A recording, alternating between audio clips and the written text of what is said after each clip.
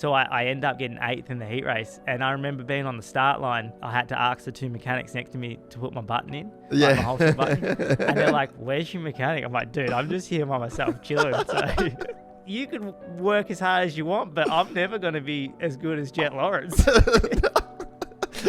That is a freak. I just...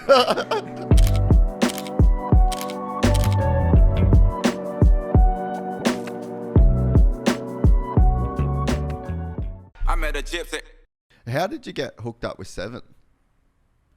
Well, so at the time I was, I'll go back in 2016, I didn't have a sponsor, and my friend over here had a bit of a contact with FXR, and they were the only ones that would pay me bonuses for Australian Supercross. So I wore FXR. And then when I came over here, I was kind of in that limbo of, well, I had support from FXR in Australia, but I didn't really have FXR support here. And I wasn't really getting that much gear. And it was coming into the next season. And I was meant to wear FXR again. And I kind of was like, oh, this is, I don't feel like I'm very wanted. Yeah, So, yeah. I went into 7 and I was like, fuck it, I want to wear 7. Like, it's the coolest bloody gear out there. And I went into Roger's office and he basically said that we just had a shipping container fall off like the ship. We can't help you.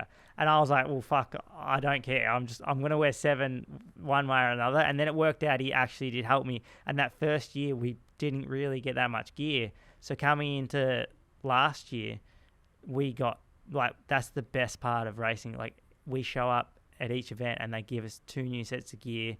And the fact that it's 7 is like the coolest fucking gear ever to me because it's James and all that stuff.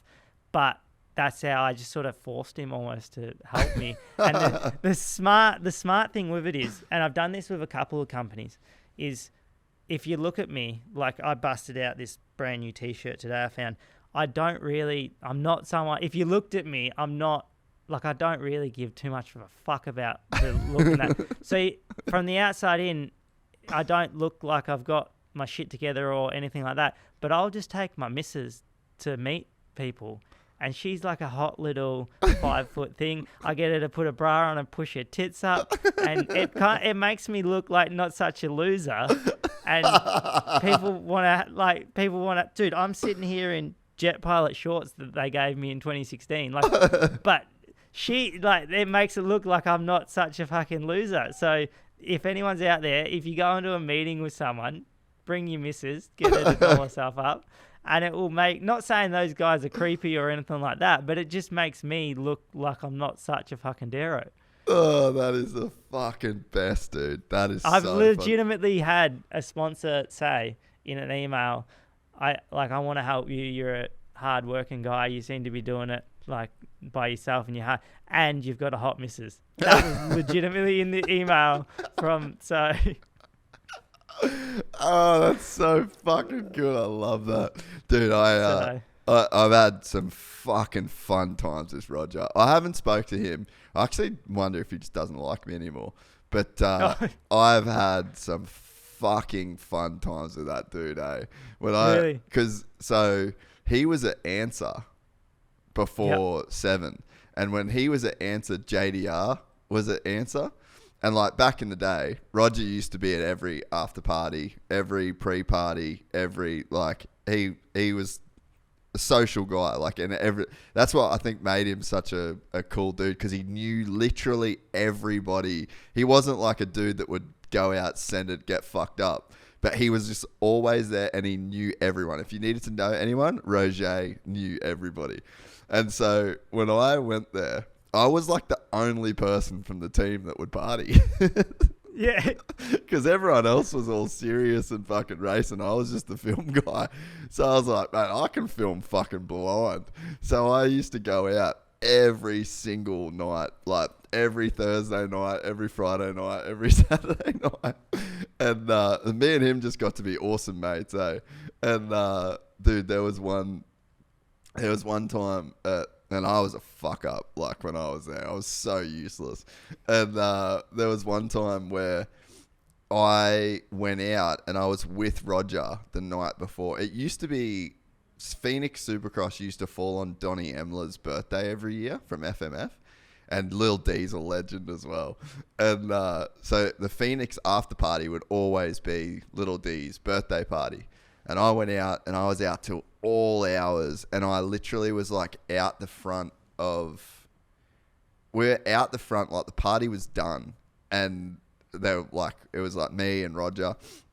And I literally picked up a chick who was getting in a cab, and I was like, I'll come back to yours. I got nowhere to stay. And she was like, okay.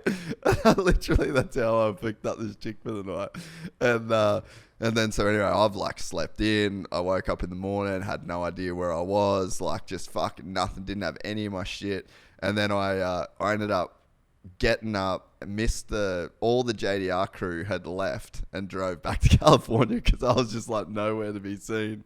And so I called Roger and I was like, bro, I need a lift. Like, are you still here? And it was the year that Kevin Windham knocked himself out at Phoenix. So he couldn't fly. And I think he was like in hospital. Yeah, he must have been in hospital or something because I think we went and picked him up from hospital. So, like, it was literally my first year in America, and I'd been blind at this after party, went home with this chick, and then Roger picked me up in the morning, and then picked up Kevin Windham, and we drove back to California, and it was, like, football finals were on that time, and so K-Dub was like, well, we're stopping at Morongo Casino, and we're going to watch the Saints play. I'd never even watched a game of football in my life.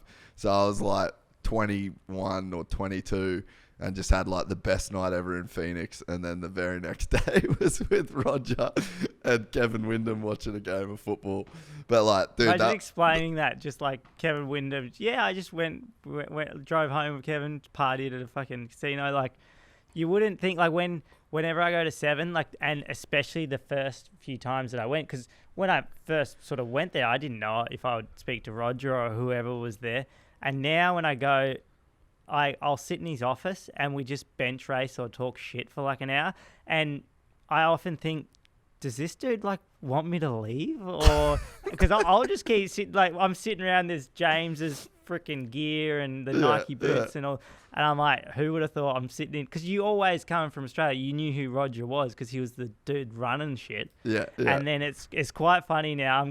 I try not to overstay my welcome when I'm there because I could just sit there and like talk shit the whole time. Because he will sit there and talk shit with you. Yeah. But I'm kind of like, surely he's got like a lot of shit to do. He don't need to be sitting down having to deal with talking to me. But it is, having Seven as the gear sponsor it's been one of the coolest things for me, as like coming from back home, and to me like Seven is the gear company that's like I always sort of had want to be in. And now to be able to go to the races and get gear at each race and all that stuff, it's so bloody cool. Yeah, and it makes a massive difference, I reckon, when you're a privateer to have good looking gear. And it's like there's companies that you can go with that like the gear just doesn't look as good, and then you just look like a random kind of Joe, but you always look good. Even if you're in 17th, like you've got cool gear, cool helmet, cool boots. That's like with the boots. Like, cool. I'll buy the Alpine Star boots because I feel like they look the coolest, and they're also probably the best protection or whatever. But I've always like over here, dude. That's one of the biggest expenses is the boots, because how many do you go through a year? This year I bought a set. I actually bought a set in Australia off SJ. SJ has always been like pretty cool to me, and I bought a set through him. And that was probably from October, and I did the off season in that pair. And so I've had 3 sets this year that I've got a red set that I'm about to sell because I just put them on MX Locker. Yeah. So that's where I'll just sell them, and I try, and if I have like 3 sets for the year, I'll try and sell 2 and then be able to buy 1 set, and then I sort of fork out the money for another set. Yeah, that is one thing that I think. What size and I'm not are you? complaining. Pardon? I'm a size 7. Oh, okay. I was going to say, I'll give you some of mine, but I'm a 10, so they won't fit. Oh, dude, I wear like an extra small helmet with the biggest cheek pads they have. Like, I used to wear size 9 boots. I don't know what happened. My feet shrunk or something. And dude, if they made a size 6, I would wear a size 6 and then cut the toes out of the booty. Because, like, yeah, I don't know, just always size 7 in the boots. And like, I wear youth large gloves, like all that sort of stuff. So you just like shit small and tight. Yeah, like the gloves, I stretch them on. And the gloves changed this year, so I had to get a little bit used to them. But yeah, I'll just stretch them on and wear them, and then I never put them in the dryer because I just like everything really small and tight. But it's funny looking back at the earlier races in like the early 2000s to now, the gear is so baggy back in the, like, you think of Carmichael and the Fox stuff in like 03. It's so baggy and that, whereas here now it's all tight. Like you look at the TLD stuff and fucking you can see like the imprint of bloody Barsh's cock. Yeah. That Moto Memes thing, fucking you can see, whereas back in the day, imagine if he showed up in the early 2000s wearing with his cock hanging. It just booed out of the stadium. We're excited to announce the launch of our new membership site, gypsytales.com, packed with exclusive content and perks that you won't find anywhere else. This is your chance to become a part of the Gypsy Gang. And as a special bonus, if you sign up to an annual membership, you'll be entered into the draw to win our custom-built TC125. Gypsy Gang.